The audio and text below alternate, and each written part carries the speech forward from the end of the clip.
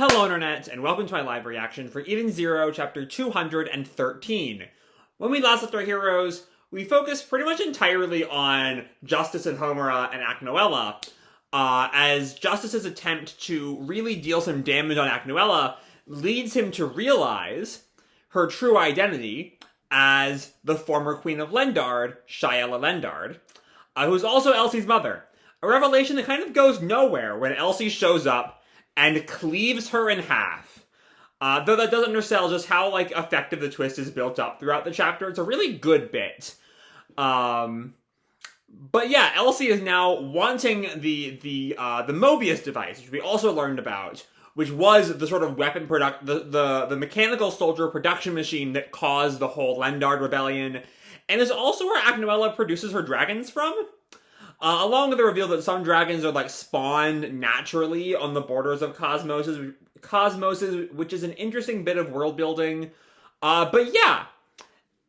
So now Elsie, seeming a hell of a lot, crueler in her delivery of that final line, is after Mobius has killed Aknoella, and is kind of threatening Justice and Homura. So with that said, let's dive right on into chapter 213, If We Don't Have to Fight. And as a reminder, I posited the theory last time this might be the same Dark Ether corrupting Ziggy, corrupting Elsie, given how differently this seems to the sort of, everyone I love dies vibe that Elsie gave off in 211. But anyway, our picture here is a cute little Pino picture in an aquarium pointing at some fish. She's adorable. We love her. We pick up where we left off with Elsie, who also just seems a good deal more mechanical than I remember her being. All four of her limbs seem robotic here. And Justice notes a weirdness here. That's not the Elsie I know. She's radiating an ether that's filled with hatred. And we see she activates ether lines on the surface of Lendard. Presumably to activate Mobius or something tied to the planet itself. O great land of Lendard, my name is Elsie Lendard. I am the rightful heir to the throne of this planet. Remove all current command rights of Mobius from Shia, and transfer them to me. Okay, so just full on taking over Mobius. But again, for what purpose? This sort of hatred-filled, even Justice notes that Elsie is not usually this evil. And Justice questions, you want to control the dragons? For what? I won't let you do it. And he rushes at her before Elsie tells him, Elsie Lendard commands you. Deactivate all dragons. Oh, okay.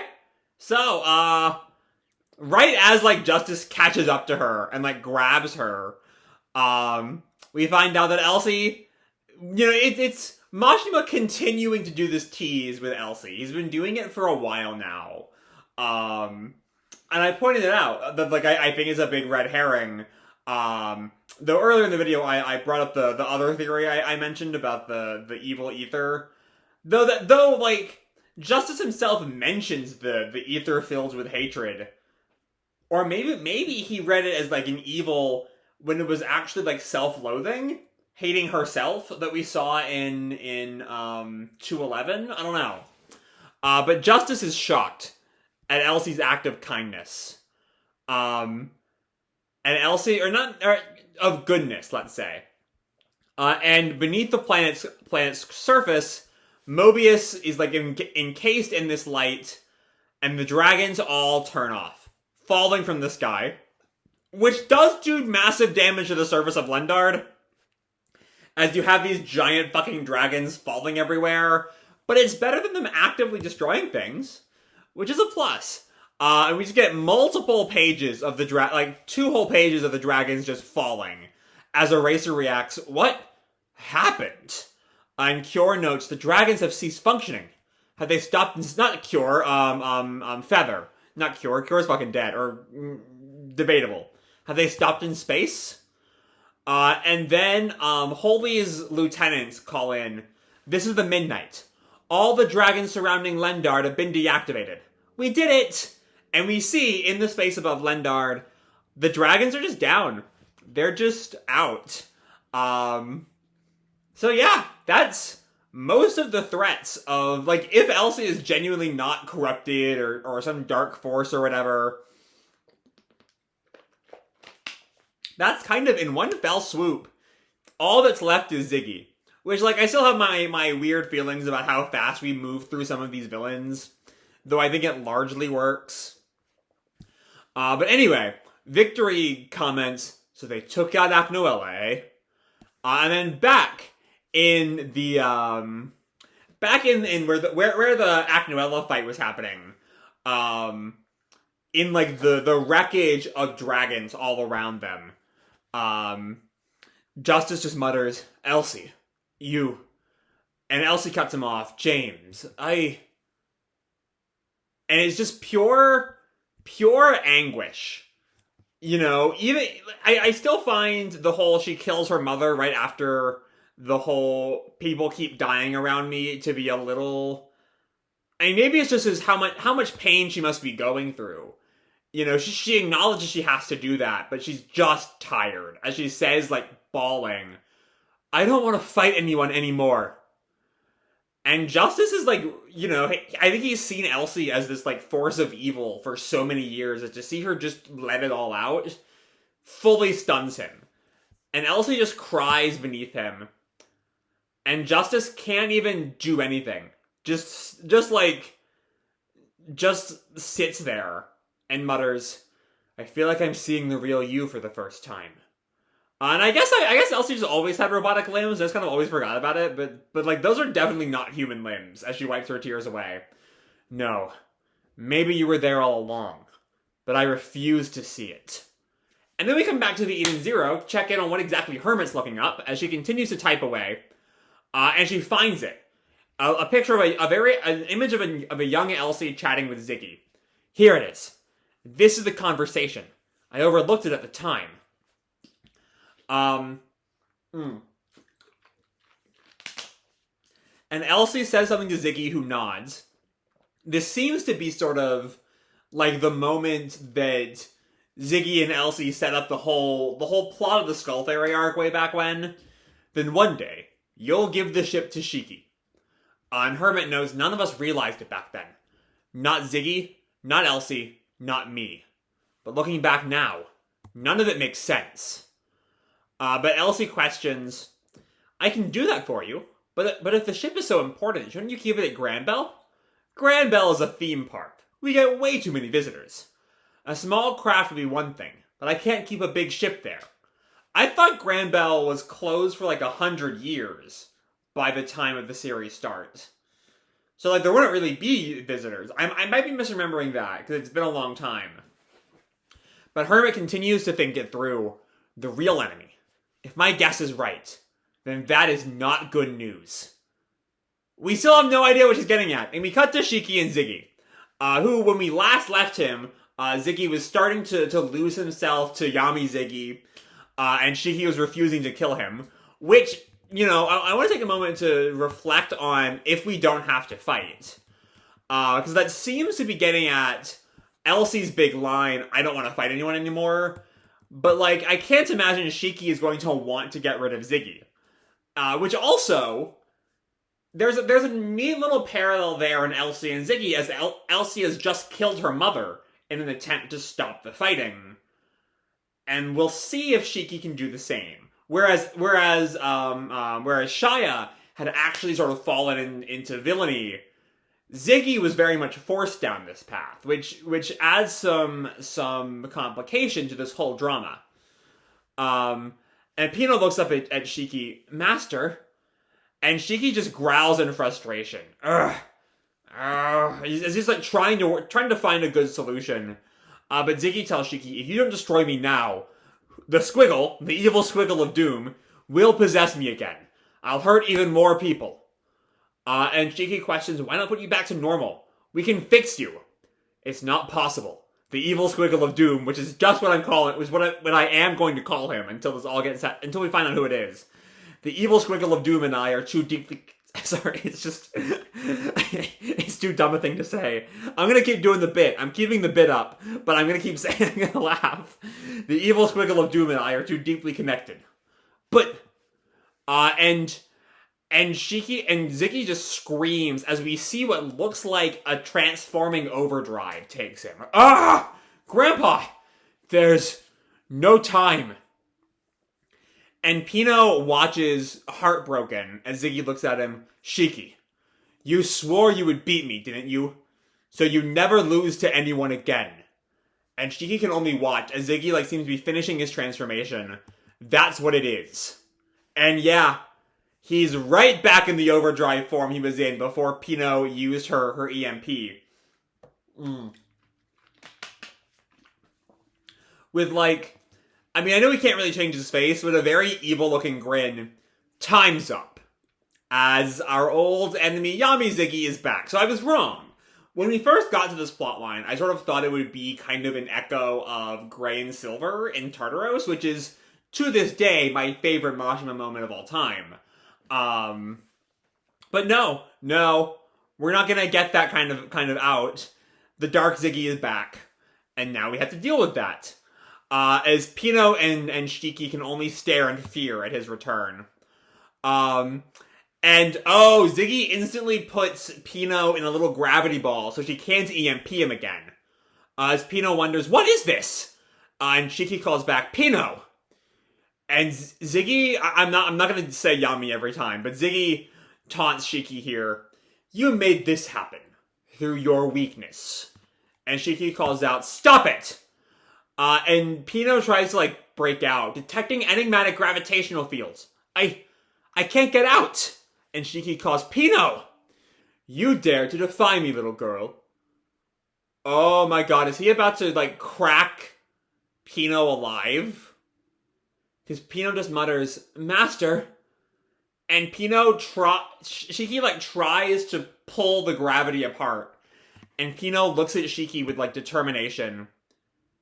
Oh, fuck, are we actually killing off Pino? If this were Fairy Tail, I'd say no, because Mashima, Fairy Tail was not big on especially main character deaths. But, Pino just might die. Even Eden Zero is, normally fairly light on main character deaths, which notwithstanding, I don't really count Valkyrie because she died before the series started, but, this feels all of a sudden, but still have so many of this series' deaths. I think that's sort of the thing that Eden Zero, more than a lot of other shonen manga, really gets about war, is that death is sudden, or about death in general, is that it's really just, you're there one moment and then you're not. But yeah, Pino crying. It appears that my role has ended. Bawling, and Shiki just yells, how can you say that, Pino? And Ziggy in the distance, be gone. And Pino is trying to give one last message to Shiki. If I'm born again someday, I hope to be. But Shiki just yells, Pino, I'm gonna get you out of there. Don't give up. And her dying word, that if I'm born again someday, I hope to be human. And she's gone. Which, it's not I thought she'd be, crushed to death, and we could, see her scattered remains. And this is far less definitive than that, which I guess is a plus.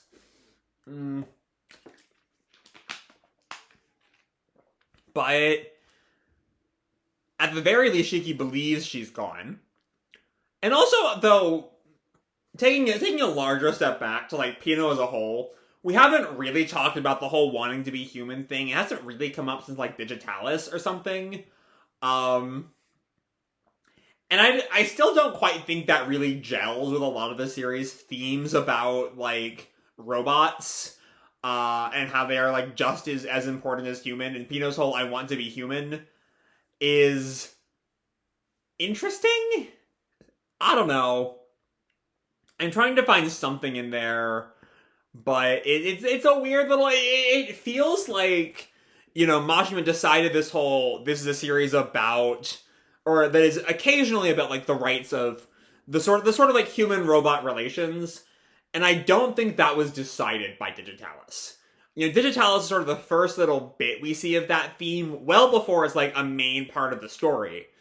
But, with the Mueller backstory, with Mueller and Hermit, but, by the Aoi War, Pino wants to be human doesn't really feel like it fits the series anymore. But that's... I'm letting myself get distracted from the emotion of Pino's disappearance death thing. Because I was not expecting that.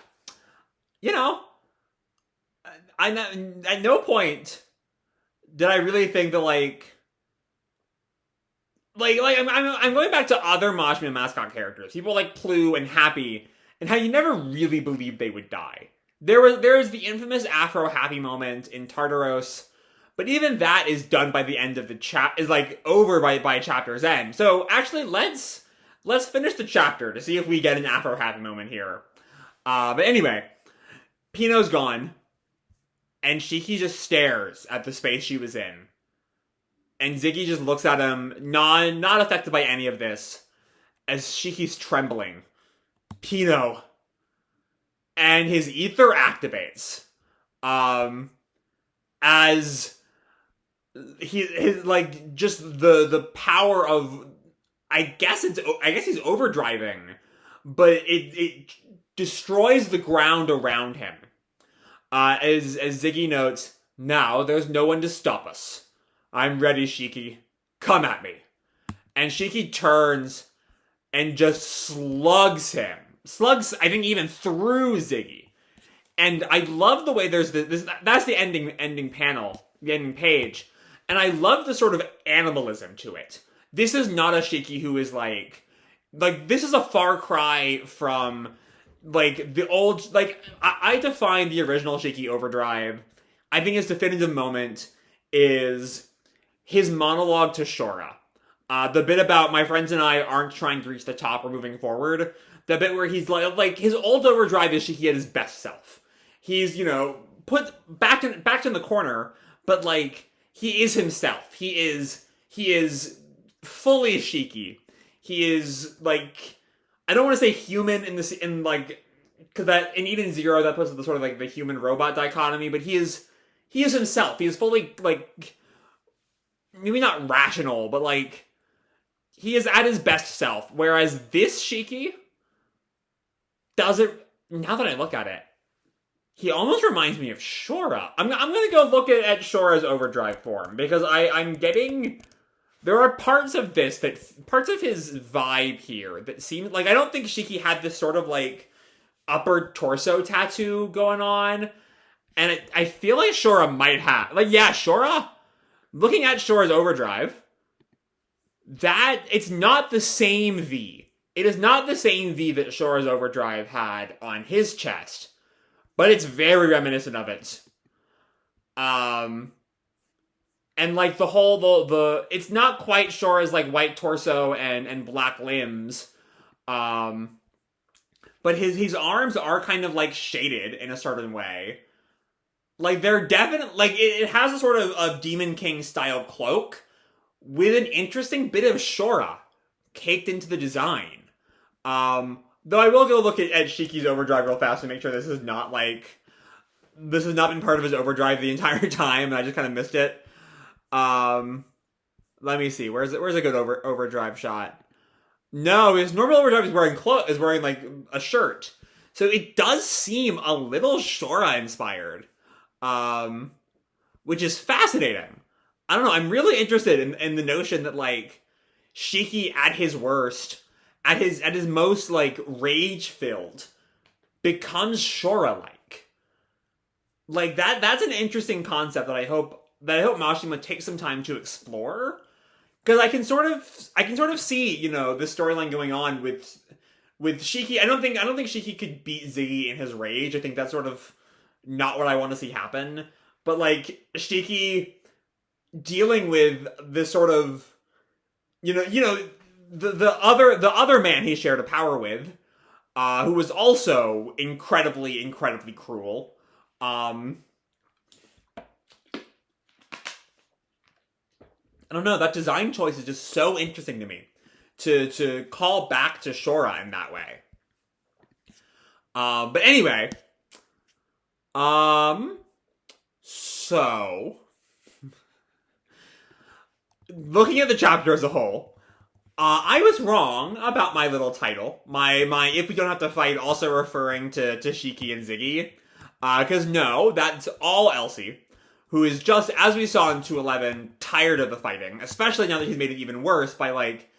And, like, I can see the sort of mental calculus she had to have done in her head, the sort of, more people will die if I don't do this, but also, this is going to destroy me.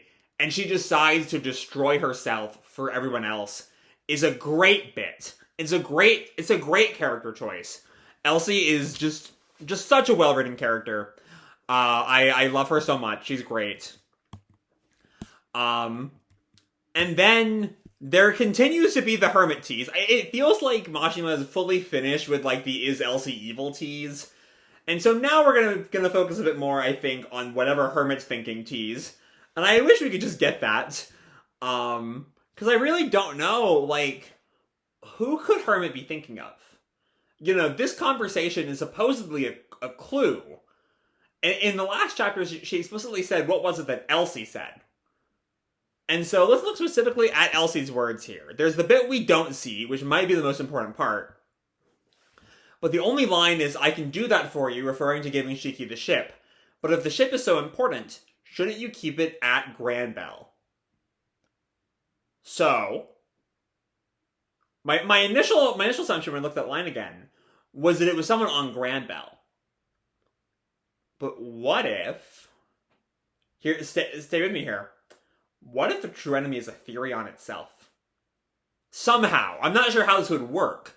But, like, we're told that what Elsie said is important, and that is the only Elsie line we get. And that might just be the important line is the bit we didn't hear. But if it's not, if this is the important line, then that would be why you would want the Eden Zero away from Shiki as he grows up, because that's where Ethereon is. That's where the true enemy is.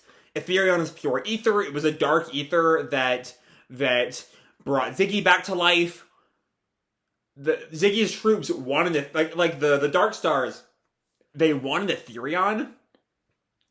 I've been wrong on a good number of Eden Zero theories. You know, I did think Moscow was like the true spy or something. But I do think the true enemy that Ziggy referred to might be Ethereon herself. Somehow. I'm not sure how exactly yet.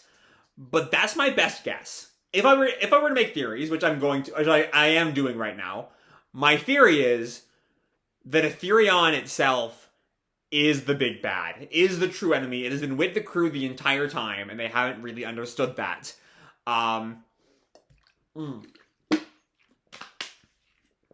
And, to quote Hermit, if my guess is right, then that is not good news.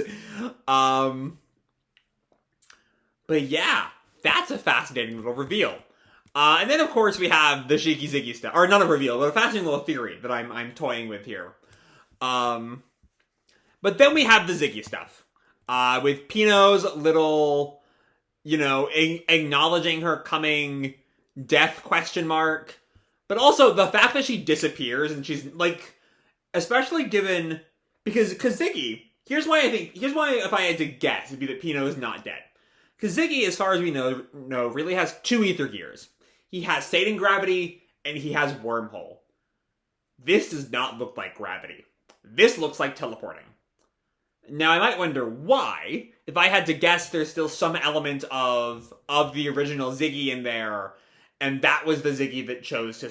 And, like, he broke through for, like, a split second and warped Pino away. That's probably my best guess as to why she disappears instead of being shattered. But Shiki is not thinking that far through. He has not worked out just why there is no visible remains of Pino.